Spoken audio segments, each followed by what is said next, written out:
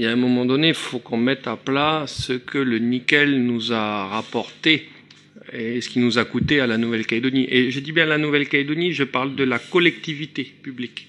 Parce que bien sûr, on va toujours trouver des points positifs sur les salaires, sur la sous-traitance, etc. Mais ça, on va dire que c'est normal, puisque de toute façon, il faut bien le sortir, le caillou de la montagne, pour l'amener à la mer. Donc, il y a un moment donné, il y a besoin de bras et d'investissement pour le faire.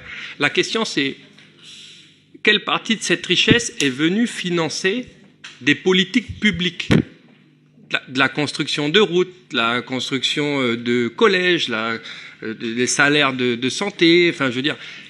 Et je ne suis pas sûr qu'on trouve beaucoup de milliards. Je ne suis pas sûr qu'on trouve beaucoup de milliards parce que on a fait beaucoup de cadeaux fiscaux, c'est normal, pour attirer les investisseurs et parce qu'aussi on a un coût de production qui est élevé, donc il ne faut pas trop charger la mule.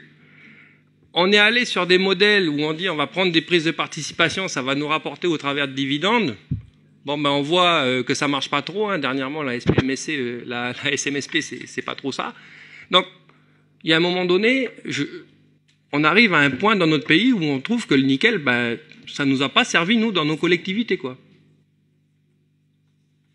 Et je pense qu'il faudra un moment qu'on le dise et qu'on mette des chiffres sur ce constat pour que derrière, ben, on puisse prendre des mesures efficaces. Et la fiscalité en est une. Mais une fiscalité forcément bien dosée, parce qu'il ne faut pas non plus faire fuir les investisseurs et renchérir notre coût de production qui est déjà élevé par rapport au contexte mondial. Enfin voilà, je pense qu'on va arriver à une phase, et la sortie de l'accord, je pense, nous le permettra de refaire au moins un point sur juste notre plus grosse industrie en Nouvelle-Calédonie.